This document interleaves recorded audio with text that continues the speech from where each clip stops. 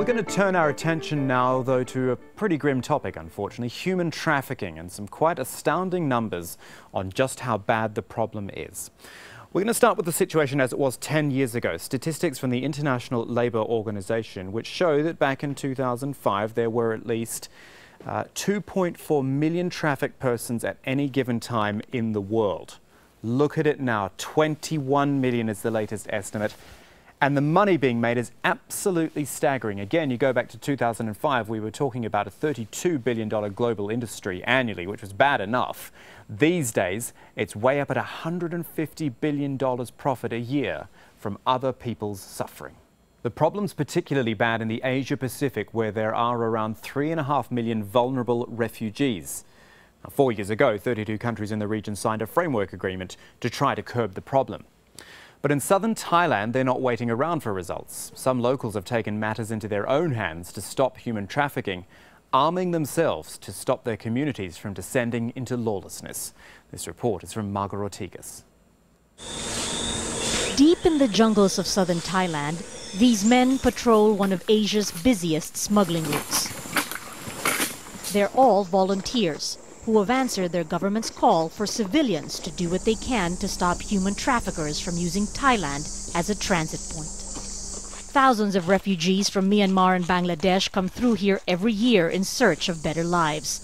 And these men hope that taking matters into their own hands will prevent a rise in crime and lawlessness because of the presence of illegal migrants and the armed gangs that smuggle them through.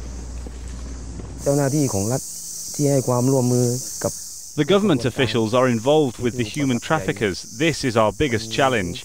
Many of the local villagers are also involved, but I don't think they benefit as much as the officials. Not far from the jungle, refugees rescued from armed smugglers try to enjoy a semblance of freedom.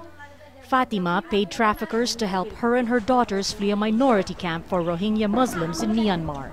They spent a month on a boat and then were to be smuggled through Thailand across to Malaysia. The volunteer militia rescued her as traffickers tried to lead her group through the dense jungle. The guards were very violent. They were always beating the Rohingya. They even beat us with the guns they carried.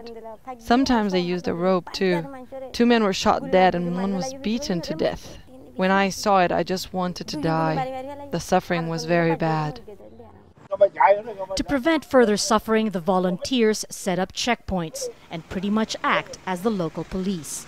They have the support of the community, who give them food, petrol, and money for their needs.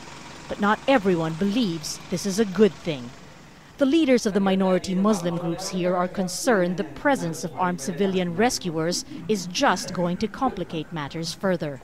If